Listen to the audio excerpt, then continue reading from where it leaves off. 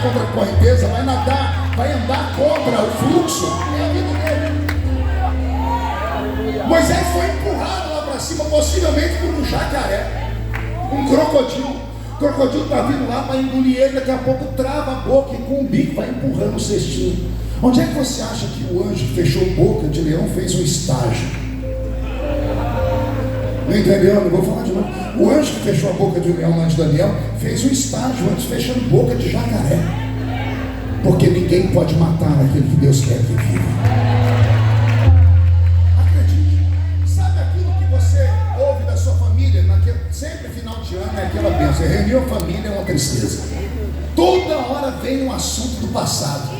Esse aqui, ainda mais quando você encontra aquelas tias velhas. Ei, menino, eles passam uma vergonha na gente. Alguém já passou por isso aqui? Reuniu, só se fala do passado. De repente alguém fala, esse aqui era para estar morto.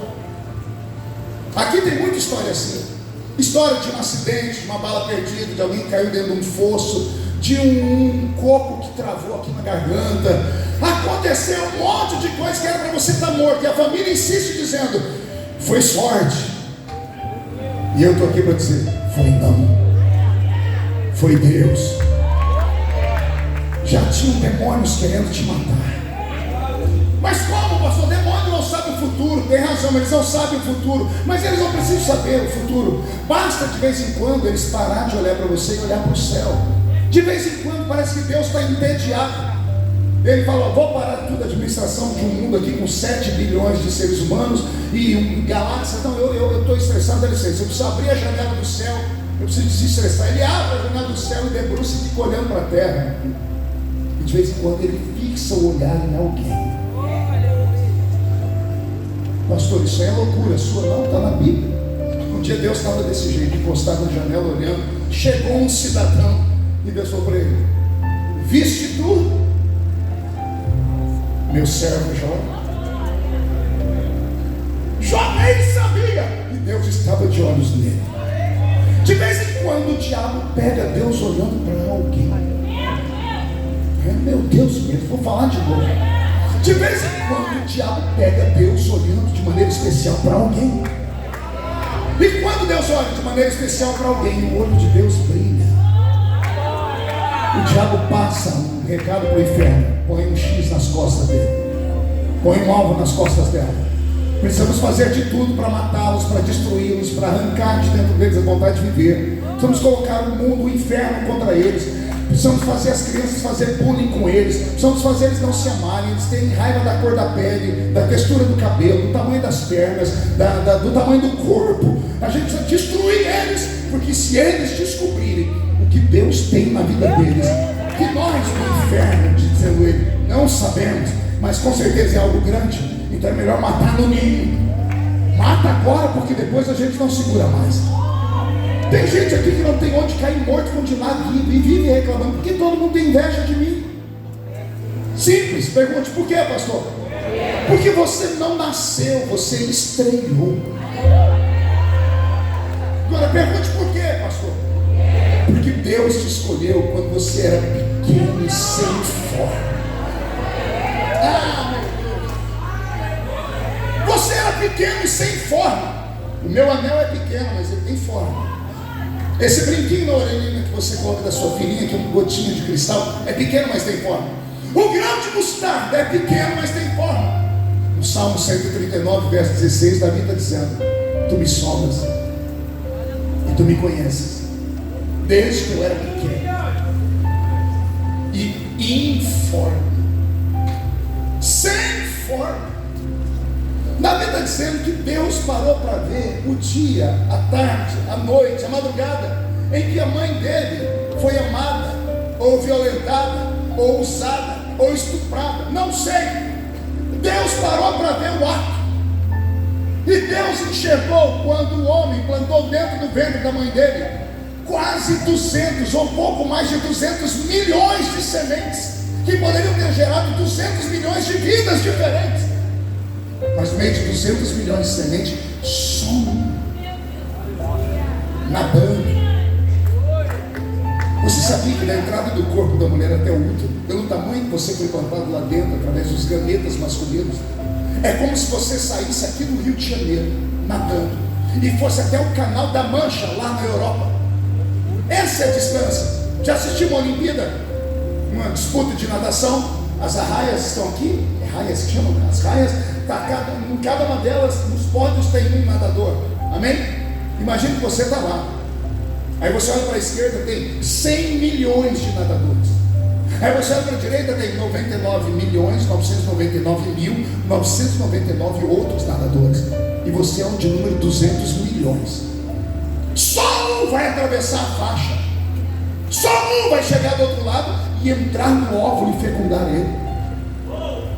Davi está dizendo: o senhor estava me olhando. Eu era pequeno e sem forma, e o senhor já tinha me enxergado. Você nunca se perguntou por que você nasceu?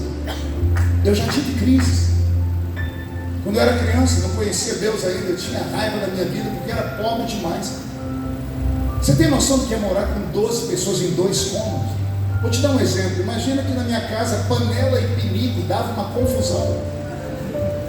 Tinha hora que o pinico estava em cima do fogão, a panela estava debaixo da cama. Pobreza, miséria, extrema miséria. Quando brigavam comigo na escola, ninguém falava isso aqui, me chamavam de filho de mãe solteira. Isso há 40 anos atrás. Não é como hoje, as gravidez independentes, as mulheres têm uma vida assim, assada por causa do seu tempo de emancipação. Não, era filho de uma prostituta. Na reunião de pais e mestres, não tinha pai, porque o nome do meu pai no meu registro é só um tracinho, um risquinho. Se perguntar tracinho do que, eu dou um cascudo na sua cabeça. Eu já quero que ele vai tracinho do que? Coisa ruim. Eu tive crise na minha vida. Com 13 anos eu estava viciado em drogas, porque não tinha perspectiva de vida nenhuma. Eu olhava para o passado, não tinha lembranças. Não tinha nada pior para mim na escola do que quando chegava depois das férias. A professora obrigava a gente a fazer uma redação. Como foi suas férias? Oh meu Deus. Meus amigos, foi legal conhecer o Mickey. Fui esquiar. Eu estava no Guarujá, na praia, e eu ficava tentando imaginar o que eu ia escrever, porque eu passava as férias cortando cana de açúcar, apanhando laranja, algodão e café, engraxando sapato. Era uma tristeza, então eu tinha raiva da vida, porque eu achava que eu era um erro. Hoje, eu olho para o espelho e falo assim: você é um xodó de Deus, né, rapaz? Olha onde Ele me colocou. O sofrimento e a dor que Deus permitiu sobre a sua vida não era para te destruir, era só para te construir. Minha velha mãe dizia assim: meu filho, o que não mata engorda. Se você não morreu até hoje, se você passou por tudo aquilo, por todas as crises, você está de pé aqui, por favor, se ame. Acredite na sua história, porque se você não acreditar em si mesmo, quem vai acreditar? Não terceirize a sua história, não terceirize, não fique dizendo assim: não, aquele, aquela. Não põe a culpa na cor da sua pele, no sistema do governo, não põe a culpa no seu vizinho. Eu fui abusado pelo meu tio, pelo meu pai, pelo mundo, o universo abusou de mim. Pare de jogar, encontrar sempre uma desculpa, pare de jogar nas costas dos outros. Eu não estou pregando para o lixo de São Gonçalo. Eu não estou pregando para os indigentes de São Gonçalo. Eu estou pregando para nada. Eu estou pregando para os filhos do Deus eterno. Você pode não acreditar, mas você tem o DNA do seu pai. Você tem o DNA de Deus sobre a sua vida.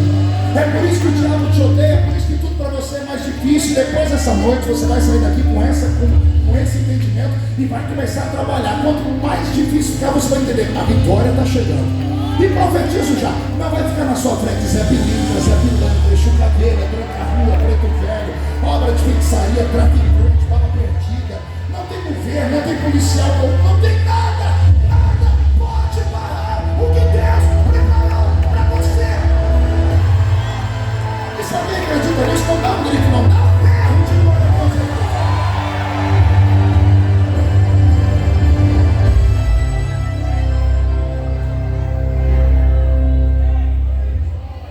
Esse Moisés que vai sofrer a vida inteira. Ei, gente, com 80 anos de idade, ele resolveu pastorear as ovelhas do seu sogro Jetro. Onde? Em Midian. Diga comigo, Midian. Só conhecendo a geografia de Israel você vai entender. Em Midian havia um arquipélago de montanhas. Moisés subiu no alto das montanhas para pastorear a ovelha. Alto de montanha não tem relva, não tem capim, não tem água. O que Moisés foi fazer no alto da montanha com 80 anos de idade? Digo eu, não a Bíblia, meu entendimento. Moisés cansou de viver. Ele resolveu ajustar o retrovisor do carro da vida. E quando ele olhou para o retrovisor, só lembrança ruim. Desde o ventre da mãe, foi criado por uma mulher que não era mãe dele. Ele achou que era filho da filha de Faraó, descobriu que era só um escravo enrustido. Absorveu a história do escravo, matou um homem, enterrou na areia, virou assassino, teve que sair dali, foi viver no meio do deserto, virou um inferno a vida dele. Ele tem 80 anos de idade agora, 80. Alguém pode dizer, acabou a vida. Ele tem 80 anos de idade. Olhou no retrovisor e disse, não tenho perspectiva nenhuma. Subiu no alto da montanha, pegou um cutelo. Ele estava destinado ao cutelo. Ele deve ter dito, por que aquela parteira não me matou? O que ela não fez, eu faço. Imagina Moisés sentado em uma pedra, as ovelhas ali perto dele. Ele se escondeu de todos, pegou a faca, procurando um lugar no corpo velho, tudo é mole, qualquer lugar fica fácil, mas procurando um lugar que seja uma punhalada fatal. Deus levou Moisés no limite. Deus, antes de vestir um homem, antes de revestir um homem, ele vai despir o homem. Antes de Deus vestir e revestir, ele vai despir o homem. Ele vai esvaziar inteiro o vaso. O vaso não pode vir cheio. O vaso cheio vira concorrente de Deus. Pessoas se convertem, eu sou doutor, eu sou isso, eu sou aquilo, eu sou influência, eu sei falar direito. Vem com tanto ranço que Deus não consegue usar ele. Aí Deus tem que quebrar a pessoa inteirinha, fazer o vaso estar vazio. Agora eu vou encher com o que eu quero. Então Deus despiu ele, Deus tirou tudo dele. E quando Deus viu, chegou no limite, agora ele vai se matar. Antes da faca entrar nele, Deus aparece lá naquela sarça. A sarça começa a queimar, mas, quer dizer, fumegar sem queimar. Moisés achou estranho, tentou se aproximar do meio da sarça e sai uma voz, aquela voz simples e humilde de Deus, né? Moisés, tira as alparcas dos seus pés, porque o lugar onde você está é uma terra santa. Ele nunca falou com Deus. Não há uma história antes disso, dele ter conhecido Deus. Não há momento da história em que Moisés falou com Deus ou Deus falou com ele. Mas agora, com 80 anos de idade, Deus chama ele pelo nome. Deus fecha os lábios, mas nunca fecha os olhos. Deus fecha os lábios, mas nunca fecha os ouvidos. Ele está em silêncio. E eu sei que às vezes o silêncio de Deus dói mais do que quando ele dá um puxão de orelha. Às vezes eu queria que Deus me desse um puxão de orelha e ele fica em silêncio. O silêncio de Deus dói mais. E por que Deus fica em silêncio? Deus fica em silêncio porque se Ele falar antes da hora, você perde a bênção. Você nunca se perguntou por que Deus virou as costas para Jesus na cruz? Jesus olhou e viu o Pai. Quando ele foi clamar pelo Pai, o Pai fechou a porta do céu, ficou de costas e ele disse: Eloi, Eloi, lama sabachthani. Deus meu, por que me desamparaste? Por que Deus virou as costas para Jesus? Pergunte para mim, por que, pastor? Porque se Deus ficasse olhando Jesus mais 5 minutos naquela cruz, ele tinha arrancado o filho dele da cruz, ele tinha fulminado a raça humana, ele tinha destruído este planeta. Porque raça ruim e cruel somos nós. Deus às vezes fica em silêncio, porque se ele falar, você perde a bênção. Você está sendo provado para ser aprovado. Você está sendo testado, porque o que Deus tem para a sua vida é extremamente grande e violento. Acredite nisso. Acredite. Antigamente, quando alguém ia falar comigo de dor e luta, eu não tinha experiência, eu era intercessor. Se tem algum intercessor aqui, eu vou orar pela sua vida. Não tem um ministério mais pesado que intercessão. O intercessor não ora pelo outro, ele se veste do outro, ele traz sobre ele o peso que o outro está passando, a dor que o outro está passando. O intercessor, quando termina de orar, o corpo dele está todo dolorido. Por quê? Porque ele entrou numa guerra, ele se colocou no lugar da pessoa. E eu fazia isso todo dia tinha um crente me contando uma história triste. Aí eu comecei a ser testado, provado, lutei, caí, me machucaram, pisaram em mim, fui indo. Hoje, com 50 anos de idade, quando alguém vem me contar uma história muito triste, eu escuto, digo para a pessoa assim: eu sinto muito, mas estendo a mão e digo: meus parabéns. Já teve gente que perguntou se eu sou sádico. O senhor é sádico? Você está me dando parabéns? Eu estou sofrendo e o senhor está feliz? Eu digo: não, é porque eu conheço essa trajetória, eu sei onde essa história vai terminar, eu já passei por aí. Eu não vou pedir para Deus te tirar da luta, eu vou pedir para Ele te dar força para encarar e vencer essa luta, porque só vencendo essa luta você vai poder ir para um outro plano, num crescimento maior. O que eu tenho que fazer, pastor? Você tem que levantar a cabeça, levantar das cinzas, levantar, sacudir a poeira, dar a volta por cima, ir andando. Se não dá para ir andando, vai agachado. Se não dá para ir agachado, vai rolando. E a hora que perder as forças e parar, para de costas, com a boca no pó, porque aí Deus vai vir lá de cima, nas suas costas, vai fazer uma cirurgia nas suas costas e vai plantar um par de asas. O que você não conseguiu andando, você vai conseguir voando. Alguém acredita nessa loucura? Mais um grito de glória a Deus, por favor.